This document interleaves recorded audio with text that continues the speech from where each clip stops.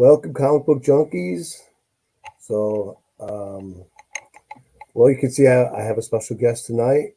We'll be discussing Will Eisner's Spirit, and we'll be showing comic books and inserts from Tyler's collection from Instagram, the Comic Couple. So let's welcome him to the show. What's up, brother? Hey, man, how's it going? All right. Thanks for being on the show. Yeah, man, thank you. It'll be fun because it's the first time I've ever done anything like this. So, We kind of been going back and forth with this for a couple months, trying to get you to show your awesome collection. yep. And it's happening. It's happening. So we've already been having fun. We've had a couple chats already. Yeah, man. Okay, so Tyler, let me ask you this. Uh huh. Let's see. Wait, we got Jacob. I think that's my son. Hey, Jake. So to kick things off, when did you start collecting? Like what age? What got you into doing it? I first started collecting comics when I was reading them when I was probably about 5 or 6 because my brother, who's about 4.5 years older than me, was reading them and collecting them, and it annoyed the mess out of him What anytime I year? did something. What Oh, year was let's that? see, probably 93, 94, somewhere around there. And it annoyed the mess out of him if I did anything that he liked to do.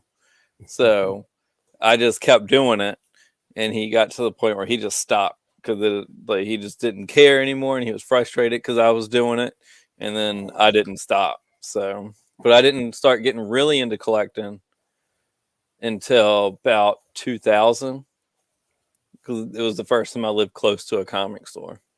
How old were you? Let's see, 12 or 13, somewhere around there.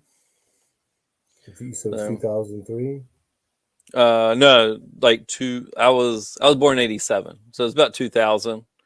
And Okay. then I got my first pull box when Batman Hush came out because Nice. I wanted to get all those. So that's when I first started going to a store like every week and all that stuff. So, We got and a it's couple other people joining us. We got Man awesome. Cave Comics. What's going on? James Howdy. Gallegos. How you guys doing? And my son. So you started getting a pull box. You were collecting Batman Hush, Yep. and then where does Tyler go from there?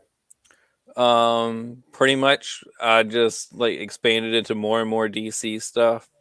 Um, I mean, Justice League, all that stuff. And then when they did Infinite Crisis, it really exploded. Identity Crisis and then Infinite Crisis is when I just started going crazy with everything. Mostly DC. I still didn't get much Marvel. And then I mean, it's just been growing from there. I started when I graduated high school. I started being able to afford more expensive stuff. So I got a ton of Silver Age first Yeah. appearances. Then, so first Barbara Gordon, the most I've paid for a copy is $60 because I bought Oh them wow. 15, 16 years ago. And then You still own all those? I own one, and then Wendy owns one that I got for her when shortly after we started dating. So, Nice. because that's her favorite character. Batgirl and Rogue are her two favorite characters. But So take us up to collecting until you met Wendy. okay, we met because she was working at the shop that I actually, not the one I opened my pull box at, but its sister store, All right. and Hold the on, hold owner. on, hold on. So everybody hear that? He met her at a comic book shop. That's what So he yeah, knows. yeah, and we met, and um, we started hanging out, talking, uh, went to a movies, and I mean, it just kind of went from there. So Way to yeah, go, brother. Way to yeah, go. man, it just kept going, and now we got 3 youngins and no sleep, so it's good. It's good. We got Steve. Steve's in the show. I love Disney and comics. Hey, what's going on, man? Okay, so get us to the right. Okay, so where did you discover like the spirit? I found out, like, I kind of heard about him and stuff, but when Darwin Cook started his series, they did a Batman crossover one shot, and that was the first time I'd read anything of the Spirit. And I already loved Darwin Cook stuff, and from then it was just like hooked. But I didn't start buying older stuff until like Golden Age stuff until about 4 or 5 years ago. So, but I loved it, and I mean, Darwin Cook just did a great reimagining of the character and just updated him to modern times, but still I kept need to read the that. same stuff. I haven't read that. I need to It's read so it. good, and You even that series kept going for like another 20 issues or so after he left, and it was still really good after that. So they're super cheap to find, but I think they're I not the have like easiest. some, but you just I haven't read them. Right. So I need to bring them up to the forefront and read those. For sure. Because I don't. you're like the third person I've heard lately that says when they read that series, they got hooked on the Spirit. Yeah. This is the one shot that they came out with. Oh wow, Yeah. nice I cover. I have a signed copy somewhere, but I have no clue where. Um, and then I'll show you a number one here in a sec. Mhm.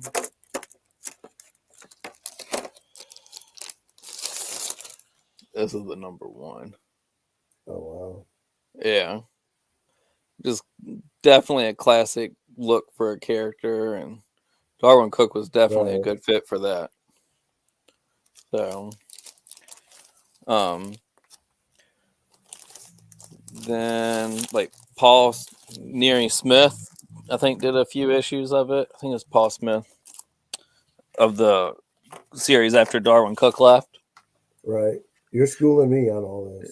Yeah, and I mean, just several great artists and writers worked on it. I think Michael Avon Oeming did one, and then after they ended that, DC did another series. Hold on, let me see. I'm trying. I can't remember what it was called, but it was basically uh, a very pulp version of Batman. He carried two guns on shoulder holsters, and Spirit and Doc Savage and the Avenger from Justice Incorporated. Oh wow, Yeah, that's and it cool. was basically this pulp world they built, and it was great. It was a 6 issue mini series, and then the Spirit and Doc Savage both got series that spawned out of that, and they were both really good too. And then after that, the series went to, I think that's when IDW started getting it. Right. I think it was IDW. You're schooling me. I was not collecting all Yeah. this time. Yeah, let's But see. but that sounds like pretty exciting series. Oh, it's great. I mean, every issue is just extremely dynamic, and most of the stories and the newer stuff were like self-contained single issue stories, which I love that. You don't see any of that anymore, and So that's really what needs to happen. do you have like a really cool Golden Age Spirit comic right near you that you can show us? I do. Let's see. This is a tabloid size one, and this is like really sought after because it's the Plaster of Paris story, and it's a one-shot story from I think November 1947, Right. and it's just a great like sexy kind of Here, let character. me make you big. Okay, but yeah, she's basically convinced to kill the spirit, but she has a change of heart and dies trying to save him. But So it's just that's great. it's like really desirable among collectors. Oh yeah, it's especially if you can find the tabloid size. Like people really try to find those and go after those. They're a full size of the newspaper, and I'll show you a regular size one. Um, So this is a regular size one that's taken. You take a page and you fold it and cut it to make it into the format of a book, and makes like a 16-page booklet that you can read. So just to compare the two, here's the different sizes. So the kids have to get out some scissors or a knife or something. Yep. And so this only was, I think, in 2 newspapers in the post-war period, that the tabloid format. And in Overstreet, it says that the tabloids are worth double the value of the regular sections at any grade. So Because they're of definitely. scarcity. What's that? Because of scarcity. Yes. They're very hard, and they're hard to store because they're so big. And even now, they're still extremely hard to store. Um, I've got them in life-size magazine boards instead of like a regular magazine or a treasury size. It's about another inch and a half taller, Wow. and even some of those don't fit in there. So, but they're great. I actually have another one that they were in one of the papers it was in was the Philadelphia Record, and that was the main one. I think all but one of them I have, I think, are from the Philadelphia Record. But their comic section after the war was called the Fun Book. And it's very hard to find the whole thing with the spirit included, because usually people take the spirit out and sell it on its own. Right. And see, it mentions the spirit starts on page 5. So a lot of the tabloid ones you find, instead of saying like page 1, it'll say page 5 at the top of the page because of that. So imagine if I took a comic and just ripped out the Batman story and just tried to sell Exactly. it. Just tried to sell that, and then, I know that's just the Batman story. Yep. Actually, there was a local collection that was bought here several years ago, and the original owner had like an Amazing Fantasy 15, and he cut out all the pages except the Spider-Man, and that's all he wanted in there was the Spider-Man. Oh, he cut out all the ads. Yep, all the ads. I I see think those there on was other eBay stories every in now it. and then. Yeah, I see Yeah, those on eBay every now and then. Just ads cut out. Otherwise, VG or 6.0 or 7.0. right. And all his Marvel Silver Age, like early Silver Age stuff, he'd cut the ads out of because he didn't want to read the ads. He basically was creating his own trades, you know. But you know what tells And me about the insert market, from my perspective, is that Will Eisner was so powerful. He broke bounds of even comic books. Like you could just sell his sections. You didn't need to sell the rest of it because his art is so profound and so powerful. oh, definitely. And you can even see how his art changed from like the pre-war sections and then the post-war. It's almost looking at two completely different artists, but he's just evolved so much, and his storytelling and characterization have completely changed too. Okay, And I'm yep. sorry. I got a question for you from Knights of Old. Okay. Did Eisner quit comic books because he became a regular cartoonist and made a better living that way? He started the American Visuals. I think it was American Visuals Corporation when he got out of the military after World War II, and he was a businessman, and so that was where he was making a lot of his money. He wanted to focus more on that, so he definitely put more of his focus on that. Like he was creating preventive maintenance monthly for the military. Um, we've got a few of those around here somewhere, which they're just like little booklets that try to educate the soldiers on how to maintain the equipment so it doesn't get destroyed.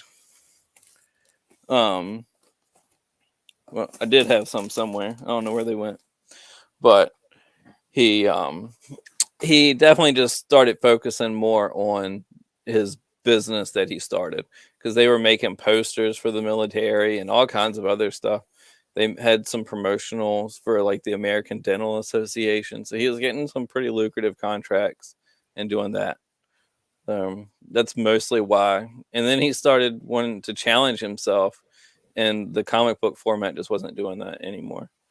And that's when he started leaning into like graphic novel storytelling and all that long form storytelling in the graphic form.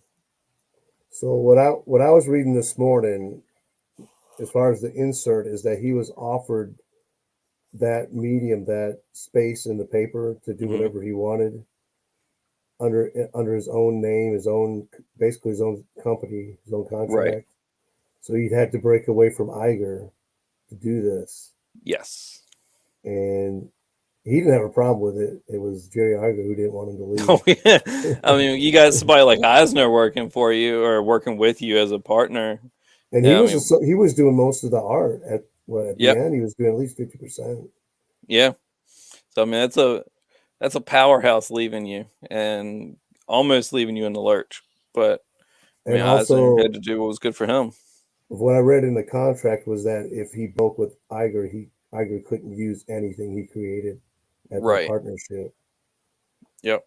But he got offered that opportunity to do something that's never been done, is to do your own thing and Hmm. get this big mass audience while doing it by putting your own creation in the newspaper. Right. And he was given so much leeway, like pretty much anything you want to do, just give us basically a masked hero. And he didn't want to do the masked hero bit. And that's why in the first spirit section he doesn't have a mask. It's just kind of shadowed. But they basically told him you have to do a mask. We've got to have a mask character as the lead. So that's why he has the mask. Your And now thoughts? You think he needed the mask? Would have made a I don't. difference? I mean, I think it's cool. I mean, I like that whole mystery man pulp kind of thing going on, and it adds to the mystery of the character. What do you think was the number one superhero character at the time that he was created? I mean, at the time, it Bat- was let's see, Superman, Batman? it was June 1940, so it was probably Superman. I think Uh, Superman was out selling at that point, because I would have and said Batman, because I think most of the kids want to be Batman. oh, So, Batman's such a great character. so I'm thinking that's why they said he needs to have the mask. Yeah, He needs to look a little bit like Batman. yeah. I mean, Batman was definitely an influence on the mask, and you have like the Crimson Avenger and all that, and so And it was the same thing over at Wiz Comics. They kept telling them we mhm, need to have somebody that looks like Superman, and right, they didn't want to do that. But the boss said no, it's got to look like Superman. and that's what got him in that trouble. Yeah. So what kind of books you got? Your collection of um, inserts. What do you want to show us? all right. Let's see. I got this in December, right before Christmas. Basically, a big Christmas present for myself. But it's the first appearance of the Spirit. It's a point 0.5, but it's complete, so I don't care. And it was very affordable for what it is. So, and it's a huge Golden Age first appearance to have. Nice. So that's you one of your And great. That's one of your grails. oh, definitely. I've been looking for one and I missed out on a few. There was one on eBay a few years back that was probably like a 3.5 or 4.0 raw ungraded copy, and it went for $500. They went for a starting bid, but I didn't Wow. have money at the time, so that there's no way that was happening. Um, let's see. I've got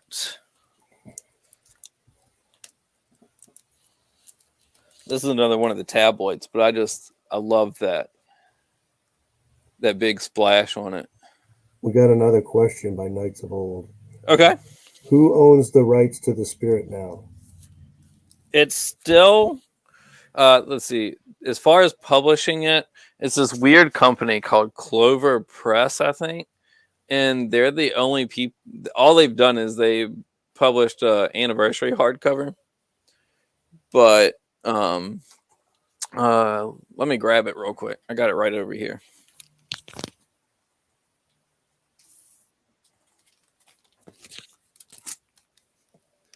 But as far as let's see, yeah, there you go. They released this, I think, last year, or the year before. and they just, I think Laura Martin recolored some of the most popular spirit stories. Um, and there was like an afterword by different creators and the spirit's influence on them after each of the stories. Um, is the Eisner group, the Eisner family still owns the rights to the character, kind of like the Dave Stevens family owns the rights to the Rocketeer. So, Cool. yep. Okay, so what else you got for us there? Let's see. So how many, if you had to guess, how many inserts would you say you have in your collection? I have about 100, which is about a sixth of them, because there's roughly, starting in June 1940, it went through October 1952 every week. So, So one time in Sunday in the colored section. right. And then other than that, they had these daily strips because it was so popular. The newspaper wanted to do more. And Eisner did them for the first little bit. I think this started in 1942, or no, 1941. Sorry. It was just so popular. They wanted to continue doing this, like, to expand the characters' reach. And I'm gonna make you I big because you're showing cool stuff.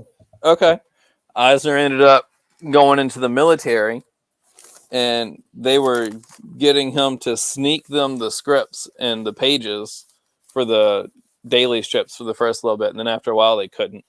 But they just didn't have the same panache that the Sunday paper did. Were you in on that Sports Thrills auction the other day? No, I wasn't. I tried to get it, but I lost it by a few dollars.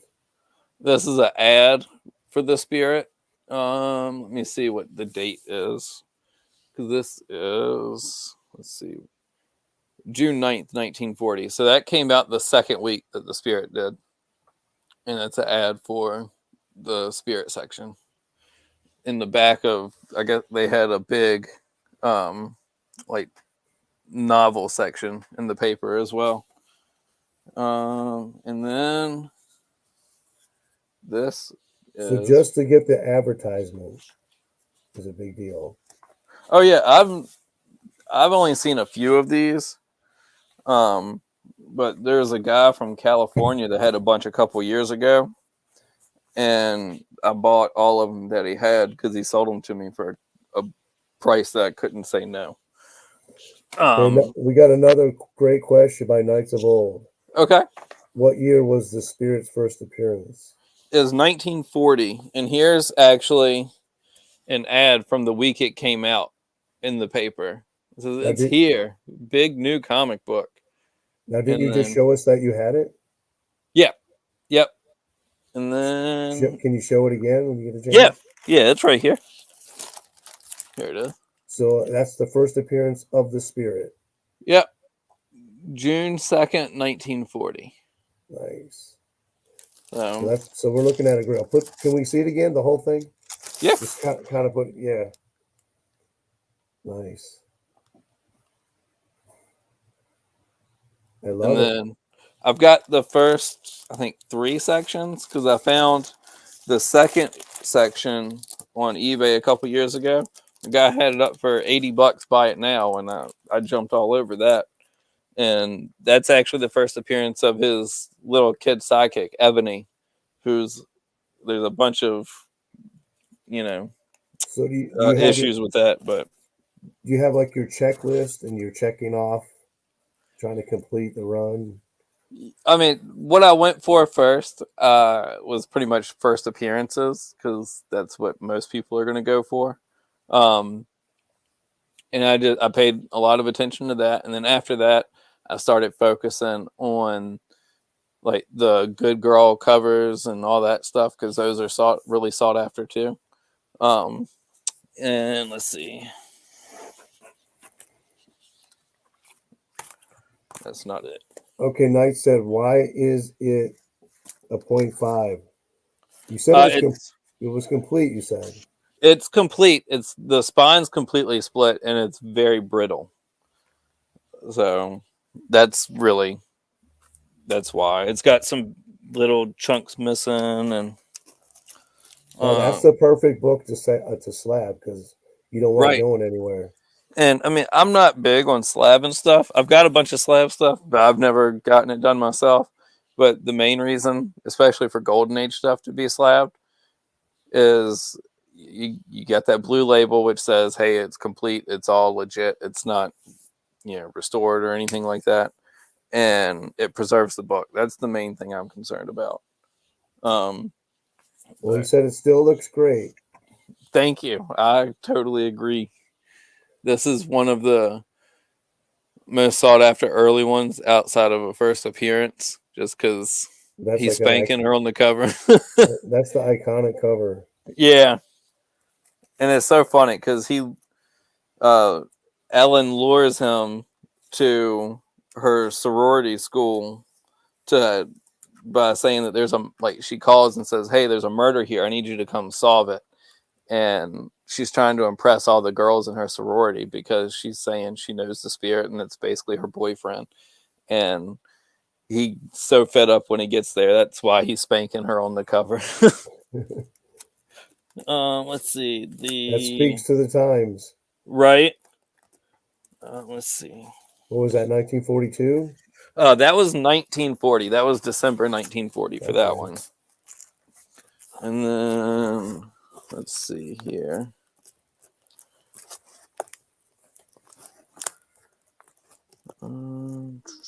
The Christmas spirits were really a big deal, especially after he came back from World War II, and they're a lot of fun. And that's the first one he did after he came back from the war. So Knights of Old wants to know, were those inserted in the newspaper? Yes, they were in. I can't remember. It was a certain syndicate's newspaper. Whoever owned, I think the New Jersey Star, the Chicago Sun, the Philadelphia Record. It wasn't in all the papers. The closest one to me it was in a paper in DC, and I've only seen a couple of those. A lot of them I find are from the Chicago Sun, And but depending on the paper and the time, they could come in different formats. yes, there's one format. The most sought after format is the tabloid one, like I said. Then you've got one where it's basically the same size as a tabloid. It's the full page, and it's the 4 pages printed, left to right, Right, yeah. top to bottom, left to right, and then, um, but it doesn't have the backup stories on it, which is people. I don't understand why they did that, but I guess they just didn't have the room to print them. Here's another really big one that people really go for. First appearance of Pagel. And she says, "I'm Pagel, and this is not a story for little boys." So people definitely like that one. Tilt This it a is at little bit so we can get like okay. the glare off it. There you go. This is one of the first sections I ever bought, and I got a great deal on it. I think I got it for like $50. It's the most And beautiful ugly woman. and then that copy was from the Philadelphia Record, and it's the regular size.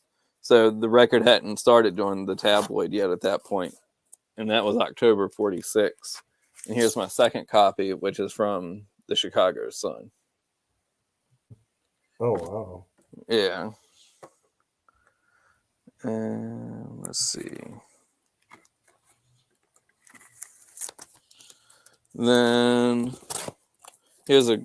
This is Pigel's second appearance. It's just a great skull cover, super creepy looking, but it's really low grade. You can see it's kind of brittle at the top, but I don't care. Heck no, that's how you can afford it. That's right. That's the way to go for stuff. And a lot of what people go for, especially or the Pigel, like she's considered like one of his sexiest like femme fatales. Right. So, which when Warren was doing their magazine in the '70s, reprinting a lot of these, they did a great. Eisner did a great part of it where he would do like a little extra something. There's another Pigel, and In this, she says, "Really, what is there about me that simply invites trouble?" I wonder what it could be.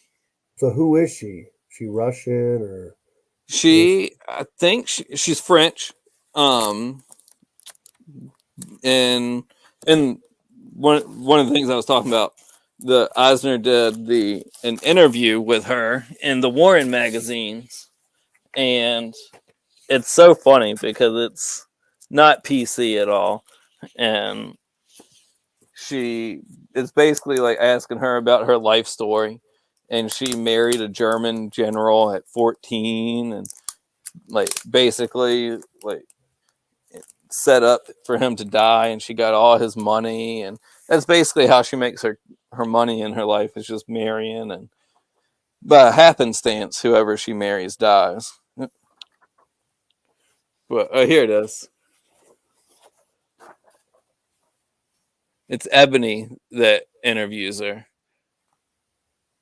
But this was original to this magazine. It wasn't something they'd done anywhere before. And what year? Ebony does not like her at all. What So year was that? this magazine, let's see, September or December 1974 is when. So 74 is when Warren started the magazine, and I think it was issue 18. Kitchen Sink took over it. Yeah, I So, just I just bought a bunch of those. I gotta go check them. dude, they're great. The Kitchen Sink definitely had better, like, I love the covers for Kitchen Sink because they were all wraparound covers, and uh, Dennis Kitchen and Will Eisner had a great relationship, and it really shows with the product they put out. Oh shoot, sorry, trying to get you small. And this was a one shot that you had to mail in to Warren to get, and I think they said there's like an estimated either 300 or 500 of these. So this one can be really pricey, but it just reprints all the sections that they had Richard Corbin. Warren had Richard Corbin go and recolor a bunch of the Spirit sections for one per issue of their Spirit run. Um, this magazine right here, there's actually a different cover of it, which just has the Spirit's face on it as well. But this actually has a rundown of like basically who the characters are, like the women are, and actually tells you their first appearances in the sections as well. What year is that? This is January '99. It's Comic Book Marketplace number 66. Dang, I want to see him put that cover out today. Right. I don't think it'll So make it. it's just a reprint of that one where he's Yeah, spanking her from the 40s, and yeah, that wouldn't happen. but that's the power of Eisner's art again. That makes that piece collectible, even though it's just the reprint of the cover. Oh, sure. And then here's a French reprint from the 70s. It's oversized. Wow.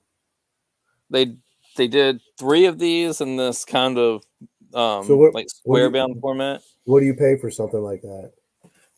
These, it's weird. And you can find them for like as little as like $20, or some people are just crazy and want like 50, 60, $80 for them just because they're French, and they're just too much money. Okay, so let me ask you a question. Uh-huh. If I wanted to kind of dip my toe into collecting inserts, but I didn't want to spend a lot of money, Yep. where would I start? If you just want a Spirit insert, and especially if you don't care if it's Eisner or not,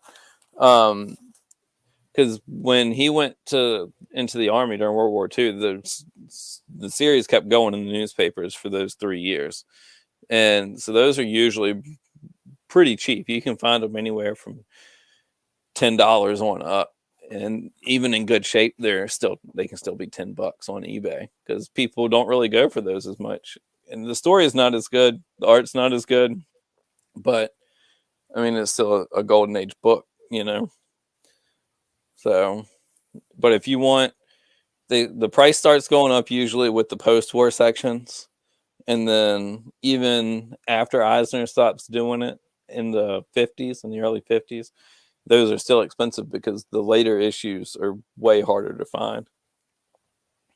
So, if you want some, just to have some, I'd say go for the wartime issues in sections because nobody really goes for those.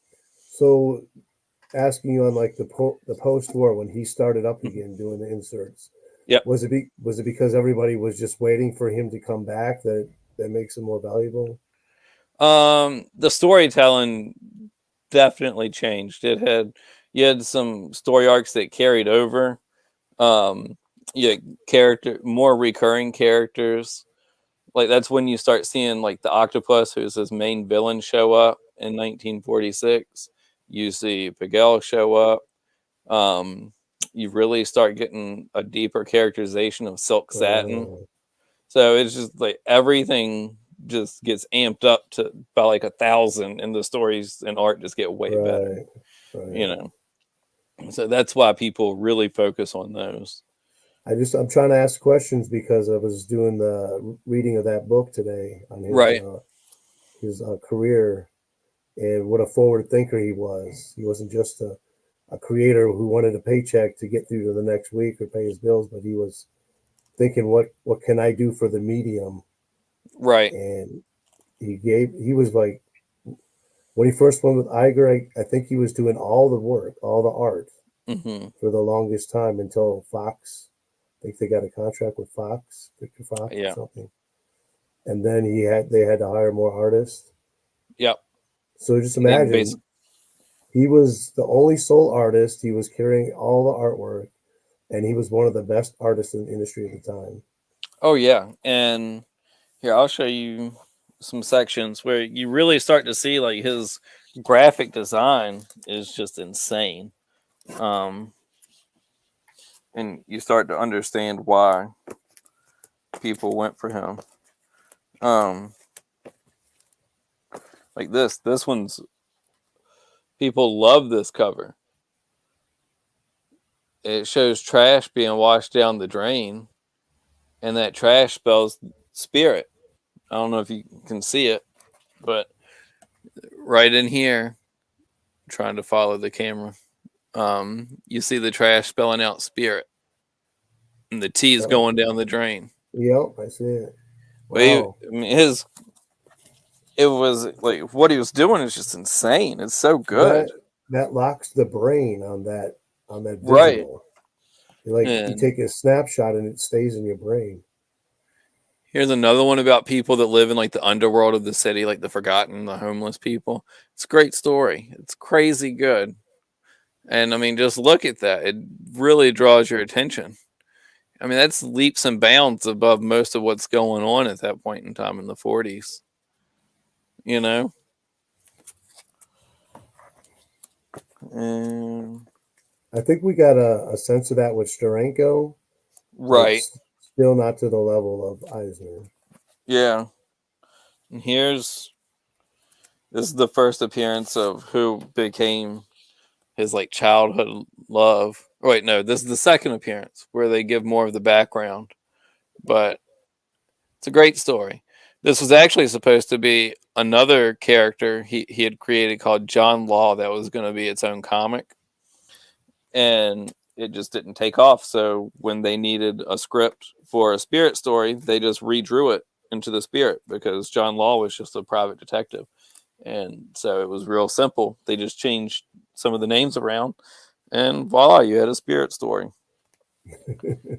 So I mean, and I think it was IDW when they were still in the early stages. They did a John Law miniseries by some other creators, but it was when Eisner was still alive, so I'm sure he had something to do with it. Or I think he was still alive. When did he die? He might not have been alive, but it was short. It was around that time. I Well, can't remember. we know that he doesn't let other people do his characters unless he Right. has control of it. Yeah. Here, I love this section. that's beautiful. It's like Samson and Delilah. I have I have the tabloid of it as well. Let me see.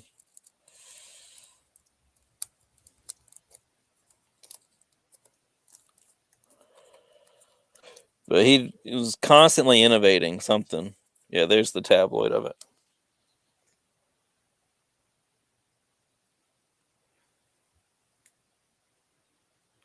Is it all So, fresh in your memory? The hunt when you were looking for him. oh man, it's a constant hunt. And here lately, there haven't been many showing up, but for like the last several months, there hasn't been a whole lot showing up. Do I was you? really what's that? I was gonna say, do you look at him and go, "Oh, I remember when I had to get you." Yeah, yeah. It's some of it's a battle. You don't know, and because it's weird. Like there's a whole group on Facebook that's all about like Will Eisner and stuff, and it's all over the world, and everybody loves him, but not many people show their collection of the sections. I don't understand why. Most people collect the comic books that started with Quality, and then from there went to Right. Fiction House and so on. But I don't get. I mean, there are people out there I get outbid all the time, and sections go way more than what I can afford to pay for them. So I don't know who is spending the money because I don't see it anywhere online. So I don't know, but I mean, It's there's those. definitely It's collectors those. out there. It's probably those older guys who were kids when those were coming out. They Hmm. remember collecting them and they want to get them all back. Yeah, And now they can afford to do it, so they're outbidding you. yeah. Actually, some of them I've gotten. I got from a guy that collected them as they came out, and I met him through eBay because I bought one from him. I won the auction, and like 2 weeks went by and there was no update, and so I messaged him, and apparently your phone number can be on eBay. I didn't know that, but like 5 minutes after I messaged him, I got a phone call from New Jersey, and I answered the phone, and it's this dude in his 90s, and he was like, "I'm so sorry. I was trying to package it up, and I accidentally spilled coffee on it, and I don't know." He's like, I don't know what I'm gonna do, and he was just this super nice guy, and he was all worried that I would basically be a jerk about it. And I was like, "No, it's fine. Don't worry about it." And so he sent me another one that he had, and then we just started talking, and we still talk occasionally. But I mean, they're all from his collection, and he collected a ton of newspaper comics. Like, So you're in the network, man. You're in the yeah, network. You got yeah, for sure. in. That's right. It took a while, but I did it. I You, did it. bro- you broke through. I've got It's, one. I think it's over here. I'm gonna grab it real quick. It's like one of the most sought after go of for the it. quality run. So hold on real quick. You know that feeling when you get that honey hole. You're like, yes, I finally found it.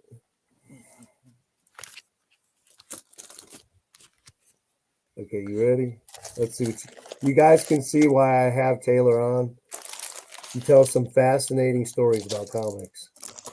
Let's see. Let's get him big.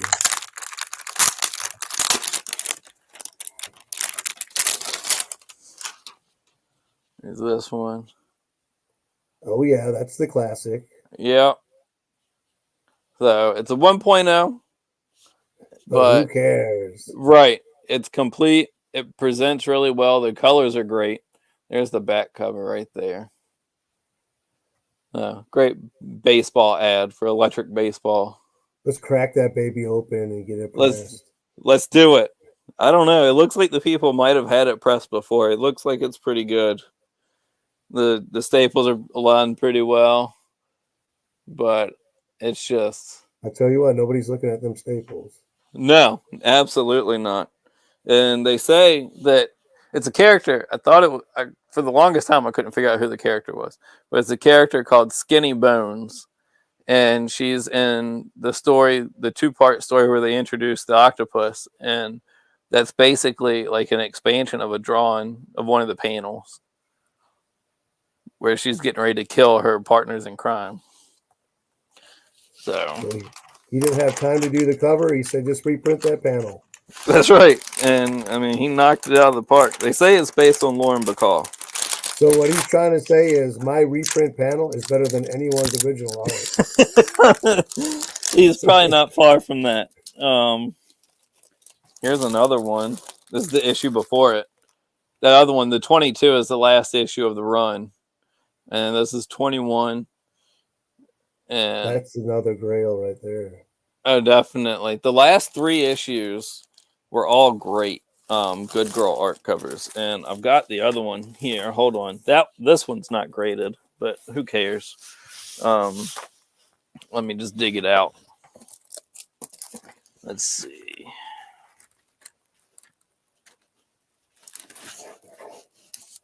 There you go. Oh yeah. Yep. The nurse.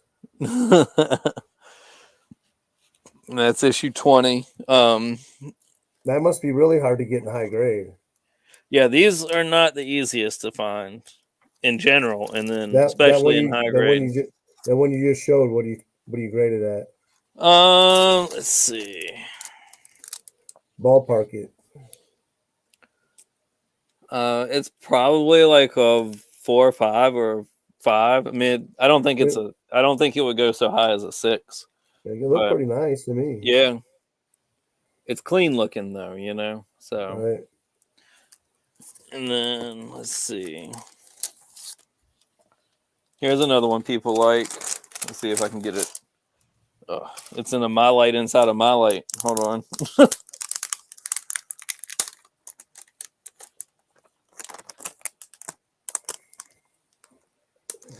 The front cover looks amazing, but the back cover has some pieces out. Another classic. Yeah, you got the guy getting ready to cut the rope they're walking on. But Eisner didn't start doing covers for this run until I think issue 12 or 13. And he didn't do too many, did he? No, he did from 12 or 13 through 22, and that was it. So that was 9. Yep, sounds about right. Yeah. And then before like this whole series just reprinted mostly wartime stories. And I think the Fiction House run also reprinted just the wartime stories. Here's another one. I think you got a copy of this one, don't you? Yep. So, I remember discussing it with you before I pulled the trigger. yep. I made a mistake and I made a very light attempt to erase some pencil that's over the name, over the logo, Man. but I Been stopped there. because Been there, done that. that red didn't agree with it. The red's always like a gamble. Yes. I can't find it. I don't know where it's at, but I have I have another copy of this one that has people's names written all over it. Oh yeah, was it my name going to be on that at one point? Yeah. I'm just messing with you. Yeah, man. Let me see. Here's this one. I bought this one and I didn't realize that somebody used like a blue Sharpie to color in the jacket. Oh man. So it was cheap. It was like $30, but still. Them damn kids. Right? Let's see. I think that goes right there. Be searching all over the house for something. Mom, do you have anything with green ink in it? Here's the number 1 to the quality run. It's low grade. This is like it's complete except for that little chunk missing on the corner. Right. But I think I got it for like $100 or something. So the cover's good, detached. It felt good. Wonderful. And this, yes, I got it for $100. This was the first issue of the quality run I bought, right. and That's a classic. It's in amazing shape, but it's got like a little pinhole somewhere on the cover. But you don't care. No, I don't. I'm a very simple kind of guy, so it's like an adoption. It's not going anywhere after. That's right. Let's see. Here's These are all sections I have that I need to read that I bought. This is the one shot that Darwin Cook did to introduce the spirit, his version of the spirit, was based on a story called the Crime Convention, where all the bad guys got together and basically held like a little convention about what they were going to do. And this is the issue, that the original section where they show up at the crime convention. And let's see. And then Ebony and his girlfriend. We got Graphic Man in the house. We got Tom Ryan. Yeah, man. All the old mates. That's right. This is the one that people think is the first appearance. I can't remember her name right now. Scarlett Johansson played her in that horrible Frank Miller Spirit movie. But this is actually, because this is the story that had like, it's named after her. And Silk and Floss, that's it. Her name is Dr. Silk and Floss. But she actually appeared in the section before it because she was a scientist helper, even though she was the one that was really trying to like really nailing everything down. And this is just another great splash that Eisner did. And it's cool because then you have to kind of look to find the name. Then you find Right. it, and then because you had to look for it, you remember that. You're like, man, that's amazing. It made me work just by looking at it. Yeah. I love this. I don't think this isn't an Eisner one, but it's just a funny cover. The Spirit's own purposeful guide to clean living, live long and happy life. A Will Eisner public service lecture or feature. But again, that one wasn't Eisner. I think after 1950, a lot, and most of them aren't him. And some of the most expensive ones are actually by Wally Wood, where they go to the moon with a bunch of convicts and they send the spirit with them to try to keep them in line. And it's a great story, but it's just they're all priced so high. And there's one for sale on Heritage Auctions right now, but they use like even in low grade they usually go for over $1,000. So there's not much you can do with that. Yeah. So now, when you got a family to feed, no, not at all, and it's a full house here. So you have. Let me see here. You have family, and then you have comic books right there. That's right. Family's first, but heck, when we're done with family, where's them comic books? That's right. And then to show you how much of like an innovator Eisner was, this says Spanish edition at the top of it, and it's a Spanish reprint of a section, and with it would be included an English version. And these were from Buffalo Press, I think. Yeah, the Greater Buffalo Press. And they were used to help Spanish speakers learn English. So really, you got two comics instead of one. Right. But I don't have the English version that like actually would have come with this from this press. I don't have. There were a few sets that went on eBay last year. They went for several $100s. Hey, you're halfway there. That's right. And let's see. Here's actually. So I have. That's the Spanish edition of it from when it was released here to teach people English. And then that's one from Puerto Rico where it was originally released in the 40s there. And this is a printing of a wartime section. So it's not Eisner. But it holds some value to you. Oh yeah, I mean I think it's great that he was printed all over the world, even consecutive with those issues. If it's not him, but it's his character anyway. Oh yeah, I mean, I love their character. So this is Suspenso. It's a book from Argentina, and it's from 1949, and it's got a Black Hawk cover, but it reprints a story of the uh, one of the spirit sections. I think that's one of the one you showed me. You're like all excited when you got it. Yeah, and let's see. Joe from Hawaii says muy bueno. Thanks, Joe. This is a Globo Juvenile from Brazil in 1949. It's a Submariner cover. It's got a lot of like leaf casting and stuff to make it, hold up better. But it reprints along with a lot of it. See, it says Espiritu. So, and Ibis. I wouldn't mind having that in my collection. Right? And here's actually, when I got these, I didn't realize how rare these were. But these are Australian printings from the like mid 50s. Wow. And they were printed by a company called Transport.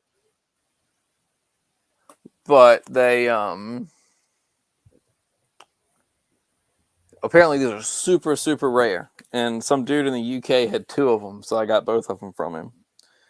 And when I posted it on Facebook in a foreign comics group, a guy from Australia was like, "Where did you get those, man?" He like, you don't see them. And I like some dude from the UK had two of them. And you're I asked thinking if he had more, but store, right. store. And here's some Spain or Mexican editions. I think these are Navarro. This is the cover that I think it's the same cover as the Fiction House #1 that came out after the Quality series. So let me check it real quick. Let's see. And the good thing with Yep. spirit books, even reprinting original covers, they're not mass produced, so they're not No, like definitely not.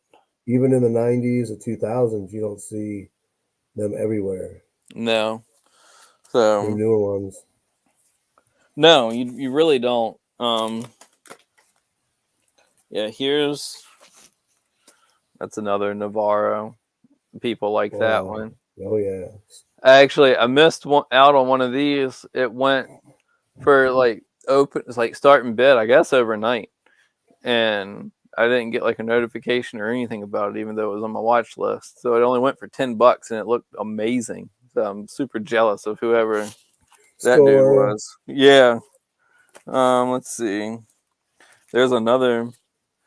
They used another of the Fiction House covers for that. And Great. then La Prensa was printing spirits too. Um, yeah, that's another Navarro, editorial Navarro from Mexico. Let's show that again. Look how much that cover says to you without any words in it. Right.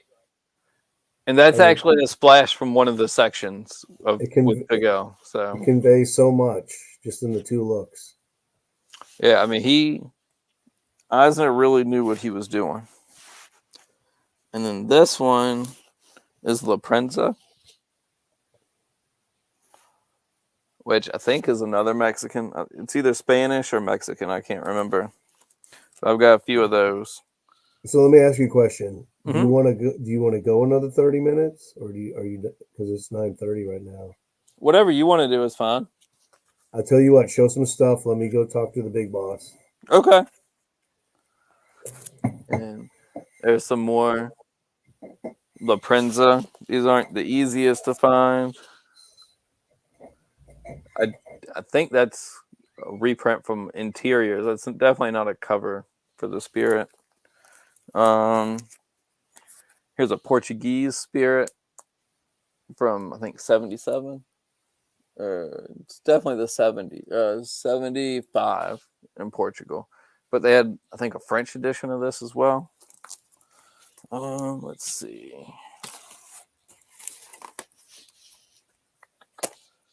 What else?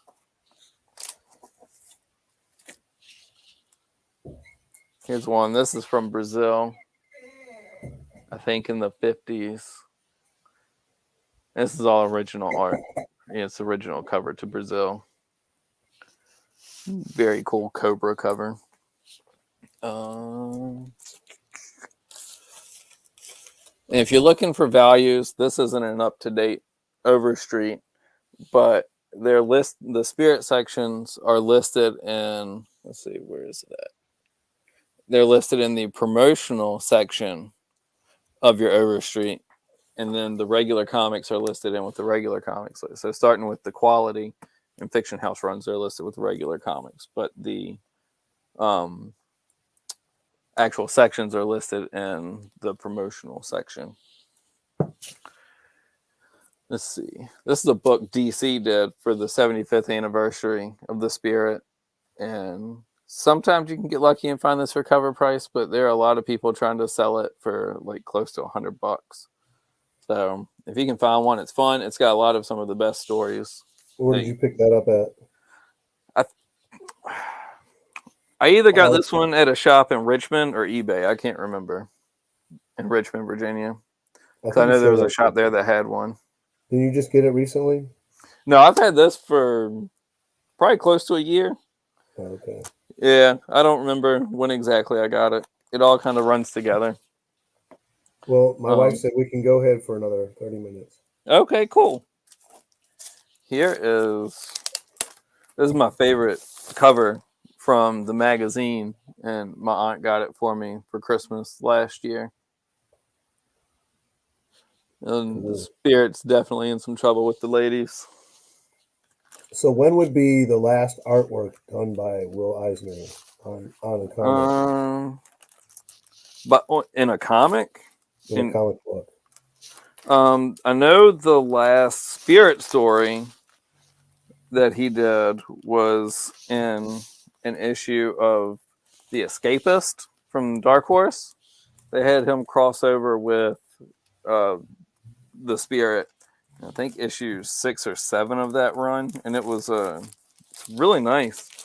I might have a copy of it over here, but the Escapist was a character from a novel that was written about fictional comic creators at the outset of World War II, and they both fled from Germany because they were Jewish, and they were cousins and got together and created this character called the Escapist, and it was just really cool. And they had him cross over with that guy. Let me see if I can find one. This guy's got me rolling. The wife said, "Keep going until I'm asleep." Let's see. Yeah, here it is. Ain't that about right? Eisner did the cover, so that's his last Spirit story. Oh wow! What year? Let's see. It doesn't say on here, but it's The Amazing Adventures of the Escapist, number 6. What year do you want to say? I think it's like 06, 07, but I can't remember. I remember seeing these on the shelf at the comic shop, and like nobody was going for them, but they're great stories. So let me. And there's So the you back grabbed cover like. to it. So you grabbed like 10 of them, right? No, unfortunately. 05 is when this came out. But it's great. I mean, there's the first page to it. You know what's cool about 2005? There was none of that mindset of walking in the comic shop. I got to buy all the hot books. No, not at all. I mean, people were definitely just buying what they wanted. You didn't have the movies like you do now, which they've ruined a lot of the hobby, unfortunately. Just the collecting side of it. But I enjoy the movies. It's just people go crazy with them. Let's see, what's this? Oh, here's something cool. This is the mailer envelope that you would get the Warren. I think this is the Warren, or is this the kitchen sink? This is the kitchen sink. Okay, so you hear that, junkies? Eisen's art was so powerful you wouldn't even collect the envelopes. Yeah. it's just so cool. And then let's see. There's a coloring book they did. They just took the splashes from the original sections and they put them in black and white. The oversized coloring book in the 70s. It's kind of hard 70, to find in good shape because like of the size like of it and the like red cover. 71, 72, or 77, 78. Like 74. So Okay, yeah. nice. Let's see, where is it? I saw it. Yeah, right there. So 74. So you weren't born yet, were you? No. I was born in 87. So yeah, you were definitely, like my dad would say, not a fart in the air. No, not even. My dad hadn't even graduated high school yet. So he was probably just going into middle school. But, and this was something they did, I think, for the Lakes International Comic Art Festival. It was the centennial of Eisner's birth, and Sean Phillips was the editor of it. So I bought it from his site signed. But different creators did one-page spirit stories. And so my favorite one, of course, is written by Brubaker and Now, drawn by Sean Phillips. what did you say it was, an anniversary or? Yeah, this is the 100th anniversary of Eisner's birthday. They did this. So you knew that was coming. Well, It's I like it. didn't. I got this way after the fact. Oh, I didn't know okay. this existed at the time, Oh, okay. but I got it probably 3 or 4 years ago. Well, so I So, mean, probably so when around the you, time it came out. But so did you see it somewhere and go, "Oh my goodness, I gotta have that"? yeah, I follow Sean Phillips on Facebook, or not Facebook, on Instagram, and he posted it, and I was like, oh man, what is that from? And he he he's had posted a link to it because he had some for sale, and so I jumped all over that.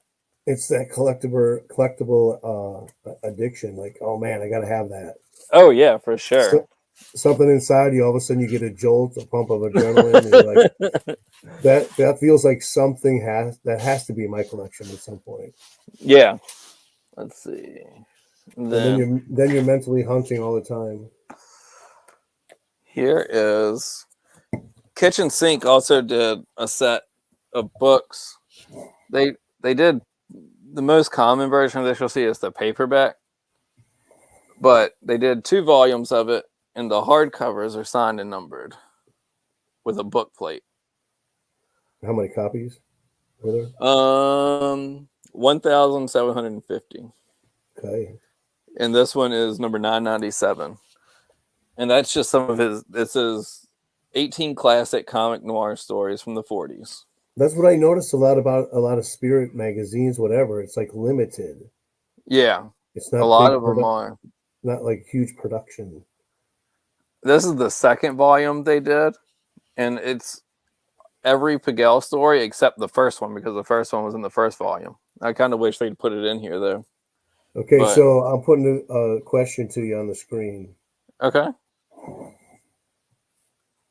Do you say why he's so crazy about the spirit? Well, Batman's my favorite, so he's probably my second favorite. But this is just one of those things that you just don't see a lot of, so that's why I started going after a lot of it. And Batman's everywhere, and you just can't. Most of the early stuff you cannot touch with a 10-foot pole, as far as price wise. So, and I never see this stuff, and I just thought it was so cool. So it was much more affordable, even though it's all golden age. So that's what I really was going after. And just the pulp and crime stories and the humor of the characters and the art. It's just so attractive. So can't say no to it. I don't know, to me, the golden age is like so much of a mystery when you're going for it. Oh, definitely. It's, Because it's I it's mean, all over the place. So they were just throwing anything at a wall and seeing what stuck at that point. and you're always So discovering there's something different. I never knew about mhm. that or that or Right, another. yeah, it's all over the place. Um, So you and couldn't afford Batman, so you went Spirit. And the art was really good. I think that was probably one thing that really hooked you. Oh yeah, the art, the stories were great. And if you just want to read them, and you kind of want to read them in order, DC printed. They were the first people to actually collect all of them in order, starting at the beginning. And this is the first one after Eisner comes back from the war. So the first few after he comes back are really expensive. But So I guess you answered his second question. What was your second favorite superhero? So it would be the Spirit, yep, and Batman would be number one. yep. Do you have a And third? Who's third? I love the Rocketeer, so it probably is going to be the Rocketeer. The pulp characters really appeal to me. Okay, So, so if we had to go fourth, gee, fourth. so we can get him to. Maybe either Green Lantern or Green Arrow. I love both of those, probably equally. And so, I'd say lean Green Lantern more. yeah, I mean, He's, I've got well, to showcase 22 somewhere, but Green Lantern's cooler in the Golden Age, at least. oh yeah, I mean, he leaps and bounds cooler in the Golden Age. So if I had to say my favorite would be Batman, Hmm. second Moon Knight, third Daredevil, fourth Captain America, There you go. and maybe fifth Yellow Jacket. Oh, sweet. That's one you don't see like hardly at all. I just think he looks cool. He His does. whole getup. Yeah. He's a little disturbed, but he looks really cool. I mean, which ones aren't? Everybody that puts on a cape and cowl, pretty much. What else you got down there below you that we need to see? Let's see. You probably haven't even showed half of what you have there. No, I have. I've got just in like sections and issues. I've got 3 short boxes, and that's not including like hardcovers and all that stuff. Let's see. Here's something that's kind of cool. This collects some of the daily strips. This actually came out in the early 60s. And because like I won this, I think at $3 plus shipping. And I Hold thought it on, was don't take it down. okay. So it always looks like he's looking at the female, wanting her, but never he knows it can't have her. He's got Yeah, no, that look. and really Ellen Dolan is really his girl Friday. So probably the closest person after Ellen that he would have gone after is probably Silk Satin, but there's just too much going on there. Let's see. This was something Wizard did. And Nice. yeah, I've actually got a promo poster of this that has the same art on it, and it's like because this was a special Wizard did in the I 90s. bet in smaller circles the artists like hate Eisner because they'll go, oh, you got to do a homage cover for an Eisner issue, and they're like, oh crap, Right? now How do you? now I got to do the best that I can and make it look really Right. cool. This is from Baltimore Comic Con program, and it's got Francesco Francavilla art on it. So that's really cool. Let's see. Where? Oh.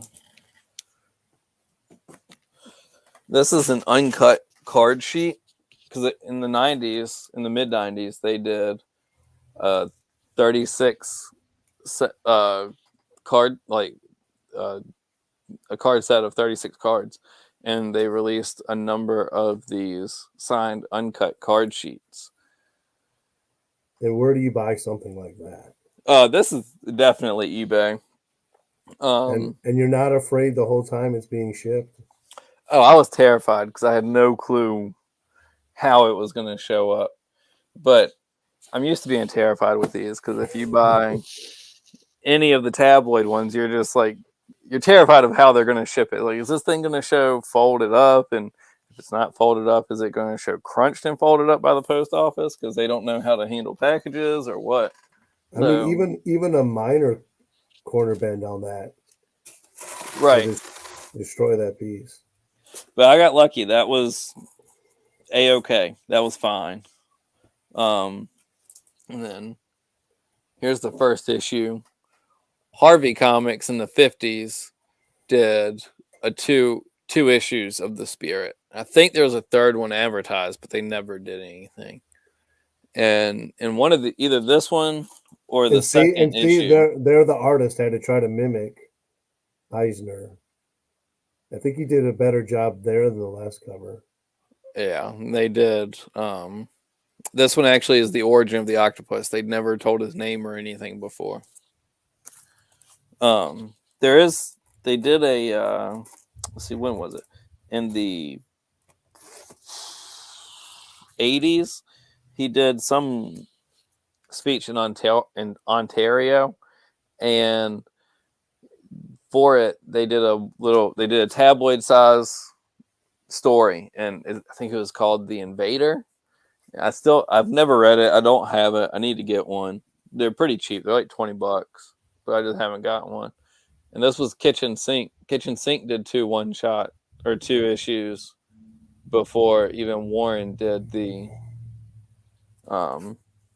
started the magazine on a monthly basis. But Eisner loved the prospect and capabilities that the underground comics had, because the mainstream just didn't have it. So what was another big character that he created or co-created? Sheena from, I think it's Jumbo Comics. He did her. Wags over in Europe. What's that? They published it in Wags first. Oh, was it in Wags? They reprinted the Wags in the first couple of issues of Jumbo. Oh, okay. I didn't know that. And that's signed by Eisner. Nice. But Iger wanted him to do a ripoff. He said, "I want you to do another Tarzan." Yeah. And Eisner told him, he said, "I don't normally make up or copy other people. I make up my own stuff." Right. And so he's like, "What if we?" Big on that. Yeah. So he's like, "What if we do a female Tarzan? No one's done that yet." And that's when Sheena was born. That's awesome. Let's see. There's one issue. Kitchen Sink, after they ended the magazine, they started doing comic size books, and it picked up and reprinted everything, starting with the first post-war section all the way through to the end. That was actually the first time any of them were collected in order, and many of them had never been reprinted before, but they were the first people to at least attempt to do it. So people were waiting on that. Oh yeah. I think in the beginning it was colored, and then they started doing black and white, or vice versa. Let's see. But he did all original covers for him. Question from Knights of Old. Was Eisner blackballed from some comic companies after he testified in the Wonder Comics court case? I don't know that. I can't imagine anybody would say no to Eisner. Like, if he wanted to do something there, I can't imagine they'd tell him no. And I don't know that he would want to do something with any of the bigger companies after that, because he was so infatuated with what they could do with the underground comics.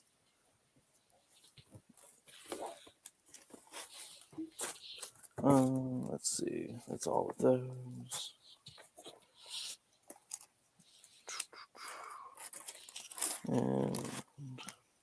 Now, what defines underground comic? I think at that point it was any comic that didn't adhere, like it was just small print runs, and a lot of them were newsprint, and they didn't adhere to the Comics Code Authority. Like the Kitchen Sink issues of the Spirit that they ran before the Warren magazine, the two issues they did, they clearly didn't adhere to the Comics Code Authority. And Eisner even did Spirit covers for Kitchen Sink for other magazines or other comics that they did. And one of them, I'm trying to remember the name of it, but it was people were like shooting up drugs on the cover and everything, and spirits busting down the door to go in there. So he just loved the prospects of everything he could do with that. And he was so busy creating graphic novels left and right that I don't think he would have had time, honestly, Well, if he wanted to. that's what he's known as, the father of the graphic novel. Yep. Even though he's not the first person to use that format. I think the first person to do it was some underground creator from the 60s, but I think he's the one that really popularized it. And he his contract with God, he wouldn't publish it until he got like a legitimate publisher to publish it as a hardcover, and that was like a huge step in his life because he wanted to be seen as a literary person instead of just comics. Right. So when he was able to, because he tried several publishing houses and a bunch of them turned him down, and he finally got one that accepted it, and they released a hardcover of it, and he just felt super proud of that. I bet he was loyal to that company for a while. Yeah, I can't remember who it was, but I think he did a few graphic novels through them. Okay, we got another question here. Right. Where were the last bunch of Eisner comics devotional? They had a very different tone to them. Where are the last bunch of Eisner comics devotional? Like the graphic novels or because the graphic novels, he just did all kinds of stuff and just wanted to touch on his life. A lot of them were very autobiographical, even though he wouldn't use like his own name and stuff. They were all very personal to him. So like there was one where I can't remember the name of it, but he knew like he was getting ready. Like they had a hard life. Like I think his daughter died, and it was just horrible what happened. So I don't think they ever had any kids, and he just started creating stories that were very personal to him, and that's what he really wanted to get across was his experiences. I don't know if I Like, answered that question. like religion. I mean, he touched on his his personal views of religion, like in Contract with God, and I think it's a trilogy of those, and it's Or a about growing struggle, up. Yeah, the struggle between good and evil. yeah. I don't know that it was really religious per se, but they were just more about his own feelings on stuff.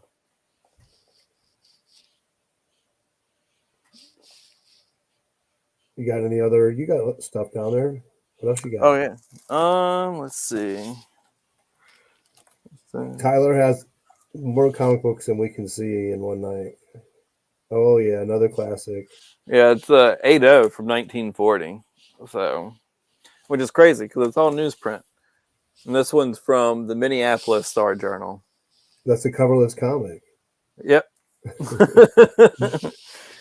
Actually, I was talking to a local shop owner around here, and he said several years ago he was at a convention. A guy had a huge stack of these sections, and he just wanted to get rid of them because he just thought they were coverless books and had no value. And he was like, and he said he didn't buy them because he didn't have anybody that was interested in them, but Oh wow. a dealer a few stalls down bought them from him for like $2 or $3 a piece. And this is one of the Halloween ones, which the Halloween ones are really sought after. People love a lot of it, and that's Hazel P. Macbeth is the name of that witch, and it's really kind of vague as to whether or not she's actually a witch, but she's always funny and weird, like magical stuff always happens around her. So I'm leaning towards the fact that she is. So, like in one of the stories, I think it's her first one. She is, it's like a kid's Halloween play, and she's trying to be like the pretty one. No, the spirit does not have any superpowers.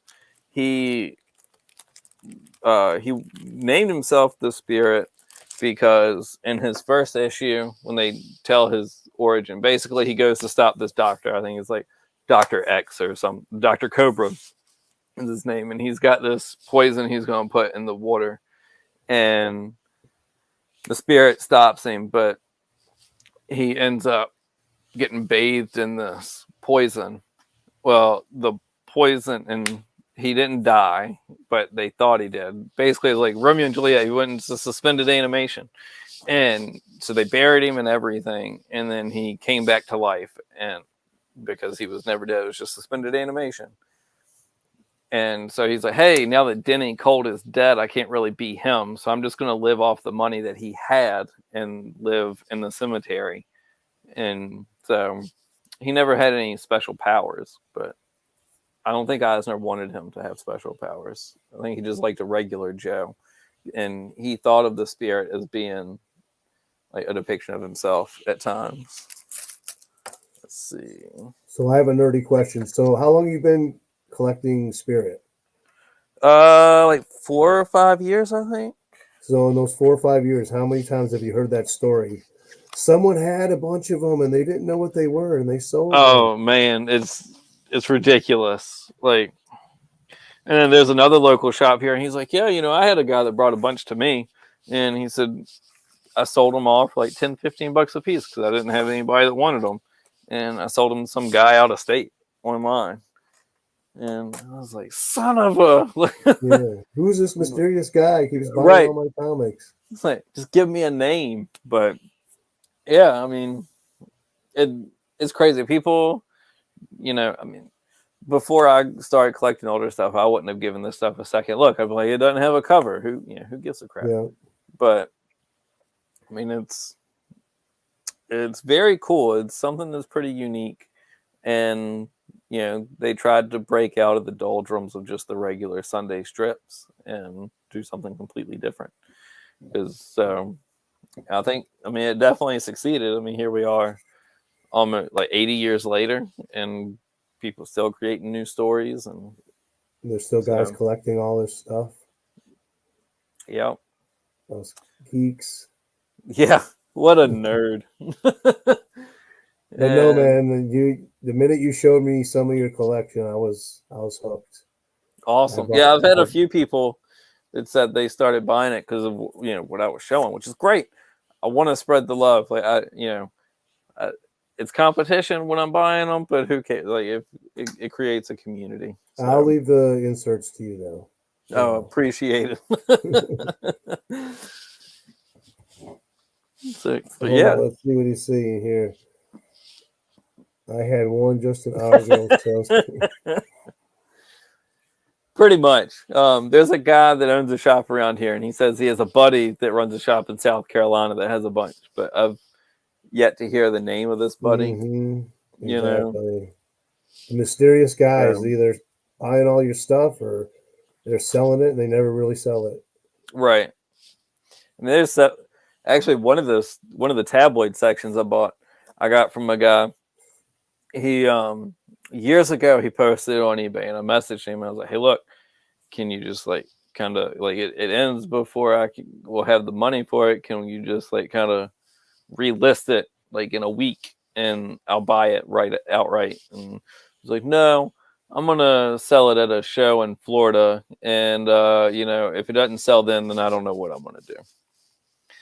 And I was like, well, shit, because it was a really nice one, and it was the first appearance, and I was like, well, yeah, I'm not gonna have it, And 3 years goes by, and the exact same copy pops up on eBay from the exact same guy. He just never sold it, and so I got it at a great price. I mean, I'm not complaining. You called his bluff. It took a while, but... right? Yeah, I was very surprised that it popped up again, and it's very clean. Like it looks better than books you buy off the shelf today that Diamond had their hands all over. I put books on my watch list and then re-up them, and they're there for like 6 months.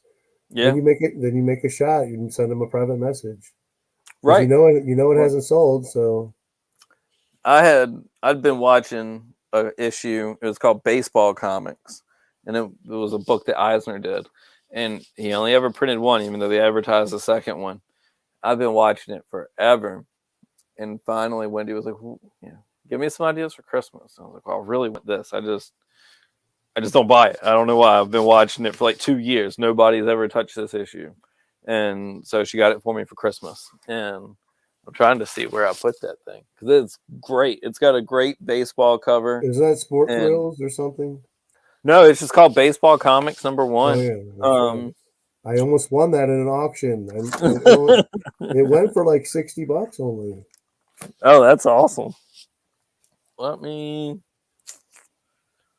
Um. Yeah, you showed me that cover, and now it's Oh, on there my it is. mental list. Yeah, here's the. Rube Rocky is the character. That is a great cover. And then using those comic clear boards. That's the back cover to it. It's all Eisner art and story for the whole issue. So, and I found those. Okay, hold on. I want to see it again. Okay. I'm sorry, I'm nerdy. Oh, you're good. I just love it. I love the cover. Everything, trade dress.